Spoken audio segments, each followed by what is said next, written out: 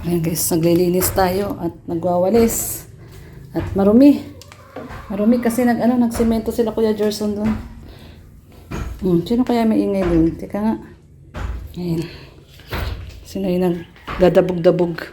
Parang may nagdadabog-dabog doon ah. Kaya nagdadabog-dabog dyan. Sino yung kaaway ni Red Nobel? Kaya nagdadabog-dabog dyan. Sino yung kaaway ni Red Nobel? Ano yan? Ha? Ano yan? Wala. Sino kaaway mo? Wala. Naririnig kita, parang may kaaway ka. Ha? Parang may kaaway ka. Nubelo lang ako. Ha? Nubelo. Nobelo, parang naririnig ko may kaaway ka. Ha? Sino yung sinasabihan mong bungangera? Hindi ko yun. Ha? Hindi ikaw. Parang nayayanig yung bahay.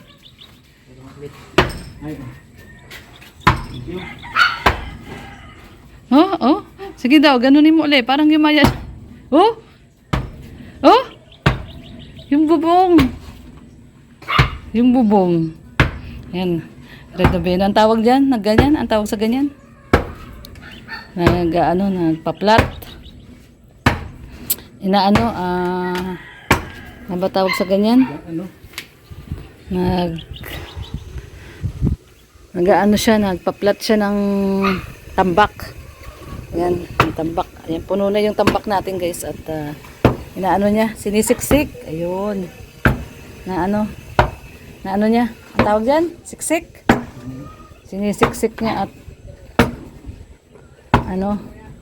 at bukas ay bubuhusan na po yan. Bubuhusan na siya. Yung bubong. Parang yung bubong, yumayanig. Nagyayanig-yanig yung bubong. Ayan o. Pinaplat na. Pinaplat po niya. Yumayanig yung bubong.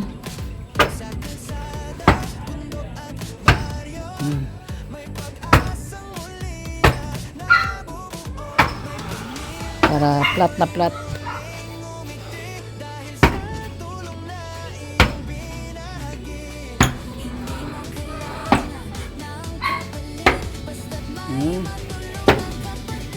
Tapos bubuhusan niya po yan ng tubig. Tapos na maplat. Bubuhusan pa po yan ng tubig. Ba't hindi mo pa diniretso hanggang dito yung tambak? Lalagyan pa ng hollow block. Lalagyan ng hollow blocks.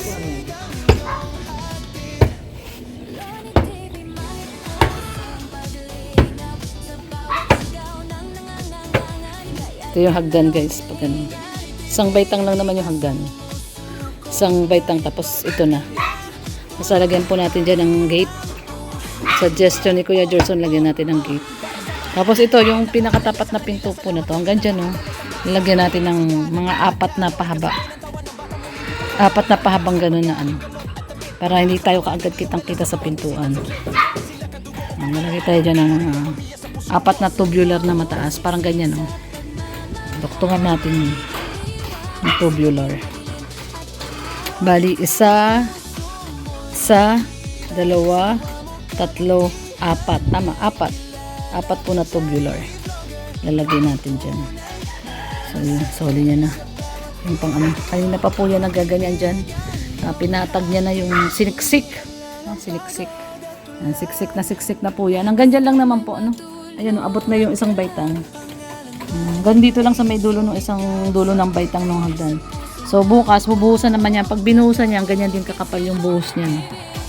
So talaga dito, papatong po talaga dito. Papatong po dito sa hagdan yung pinakabuhos. Bukas bubuhusan pa ni Kuya Gerson yan ng semento na. Tapos pagkabuhos ng flooring, ayan, bubuhusan na po ng flooring yan. Yun. Pagkabuhos po ng flooring ay doon na tayo. Tubular na tayo, tubular. So, yung pinaka-design po ng tubular, parang hanging tubular lang. Hanging kalahati lang. Pagdating po dito sa may isang tubular dito sa gitna, mahaba din. additional isang mahaba, dalawa, tatlo, apat. Ayan, hanggang dito. Hanggang dun sa may bakal. Apat na tubular na mahaba. Dito siya sa may tapat po ng pinto. Ayan. Dito po tayo sa tapat ng pinto. Para hindi po tayo masyadong kitang-kita sa labas. Kahit nakabukas yung pinto natin, meron tayong harang dyan na tubular na mahaba. So, yun po yung ano nun, purpose, no? Yun po yung purpose ng tubular na mahaba na ilalagay natin dyan. Parang ganyan din po, oh. Mahaba. Hanggang doon sa ceiling. Tapos yan, apat. Dadagdagan natin ng apat yan. Para ito yung pinakatapat ng pinto. Hindi masyadong expose yung ating pinto. Kahit na nakabukas yung pinto natin, ay hindi tayo kitang-kita sa loob.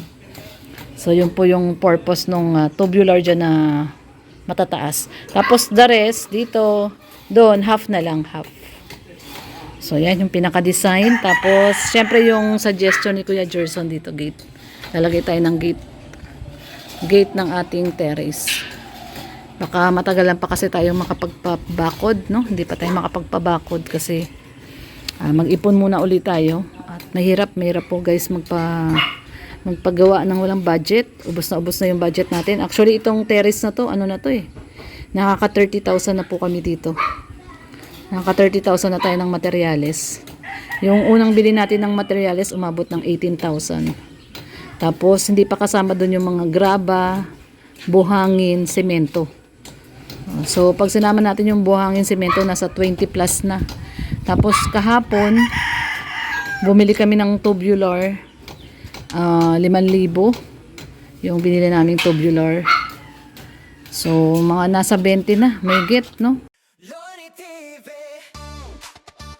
So, yun, may get 30 na pala yung materialis dito.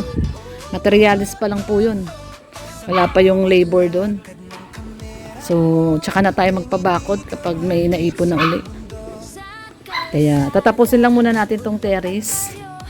Tapos, ipon muna uli, no? Tatrabaho muna si Red sa sa agogo dancer sa Ermita. Kaya tayo luluwas, no? Ha? Mag-agogo dancer ka muna. Ha? 6'9". 6'9". Ba't alam mo yung 6'9", oh? Ha? Ba't alam mo yun? Kung kami magkasama ni Nino? ni Nino? bisita ni Jay. Sino yung bisita ni Jay? Ni Gardo? Ay, Gardo Versosa? Doon kayo nagkasama ni Gardo Versosa sa 6'9", oh? Nagod ka kay Gardo, pichinichismis mo si Gocardo, ha? Hindi man yan nililihim yun. Ni Gardo Versosa. Doon siya talaga dati sa 6'9", oh? 6'9", tapos nalipat siya. Sa Gigulo. Gigulo. Hindi ka sumunod sa Gigulo? Pang yun, matatangkad lang. Pang matatangkad. Ikaw maliit, pang 6'9" o ka lang. Yung mga matatanda. Mga matatanda. Mga bading. Mga bading tsaka matatanda. Pasaway. So ayan guys, ano na po ito? Siksik na yan, no? Siksik na po yan. Wala nang sisiksikin dyan. Ayan, lagyan na rin po ng graba yung ibabaw. So may graba na rin po yan. Bukas buhos po, buhos ng semento. Meron pa naman doon, bakal. Sabi ko, Kuya Gerson, kasya na daw yung bakal na yan. So ayan, magbubuhos po bukas para after ng buhos, bukas, ano nga bukas? Friday. After Anong gagawin bukas? Yung flashing, tapos buhos. Tapos Sabado, yun ang tubular, no? dapat may Sabado tubular. Ha? Semento na naman? Kakabili lang ng semento, semento. pang flooring dito. Wala nang semento? Sus Mariosep. Ubus na kaagad yun, yung binili nating 8. Isa na lang ang natira? Ano ba yan? Ang bilis. Nagbuhos lang ng poste. Tsaka nagpalitada kanina si Kuya Gerson sa taas doon sa pinakabubong. Ay, ano ba yung tawag doon? Sa gilid yung ayun yun sa may lalagyan kasi ng flashing na to yung taas.